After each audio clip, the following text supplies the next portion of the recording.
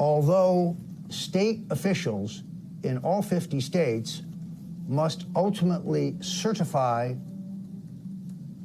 the results of the voting in their state, the final decision as to who the state legislatures authorize be sent to the Electoral College is a decision made solely by the legislature. Any legislative body may decide on the basis of overwhelming evidence of fraud to send electors to the Electoral College who accurately reflect the president's legitimate victory in their state, which was illegally denied him through fraud. We must be prepared to lobby our Republican legislatures by personal contact and by demonstrating the overwhelming will of the people in their state, in each state, that this may need to happen. Now, this is a big scoop, and we are indebted to Christopher Gold-Brandenson, the documentary filmmaker, who obtained that footage. Welcome to The Beat tonight. Thank you. Thank you for having me.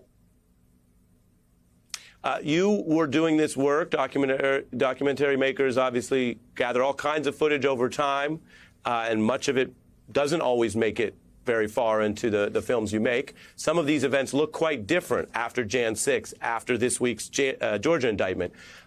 Given that we're quoting this video from you, walk us through what you think it shows and when you realized you had something, because in early November, before the race was called, it might have just looked to some like one more email being dictated. Well, I think we already realized when we were recording that this was something spectacular. I picked up Roger Stone at his home on November 5th, 2 days after the election, and I expected him to be somewhat downtrodden over the results, and Biden had consolidated his lead by then. But as we drove to his workplace, he was completely buoyed with energy. He was on the phone, restarting Stop the Steal, mobilizing people for the effort that we saw eventually culminating on January 6th. So I mean, you talk about journalism as the first draft of history, but this film and this opportunity to record this felt like, I mean, it's history as it unfolds. So in that sense, we had a very strong feeling of witnessing something very wrong, but also with a historic perspective. Yeah, that's very well put. I want you to stay with me. We've plotted and planned some time here to get into this. We have a former federal prosecutor, though, for the legal part of it, John Flannery. John, welcome. And I went through the context. Let me play just the short bite where we talk. We hear Roger Stone talk about his view, this 2 days before the election was even called, that any legislative body could just overrule everything. Take a listen to this short excerpt from what we saw. Right. Any legislative body may decide to send electors to the Electoral College who accurately reflect the president's legitimate victory in their state. John, others have been indicted for related efforts. What do you see in this video? Do you think prosecutors would want it? Do you think it's incriminating?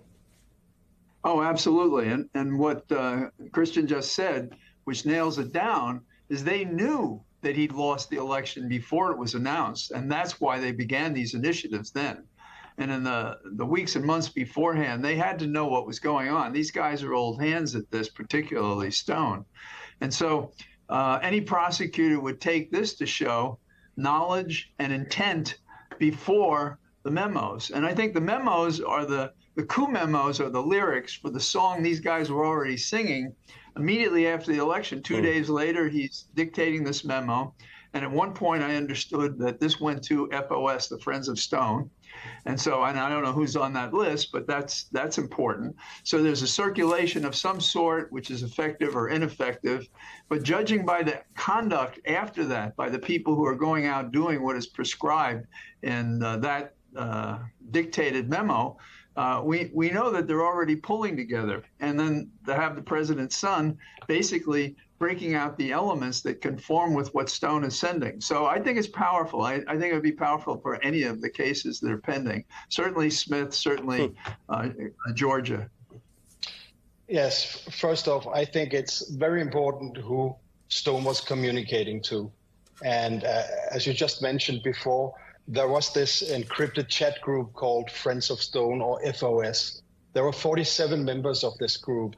It included Ali Alexander, Enrique Tarrio, leader of the Oath Keeper of the Proud Boys, Stuart Rhodes, leader of the Oath Keepers, and a number of other people who came to play a key part in the January 6th storm of the Capitol. So he's communicating directly with the individuals who ends up being at the forefront of the attack at the Capitol. But not only that. Let me slow you down on that point. Yeah. I know I asked multiple questions, but I just want to slow you down. So some of the individuals you named are convicted seditionists. Some of them are serving long prison sentences.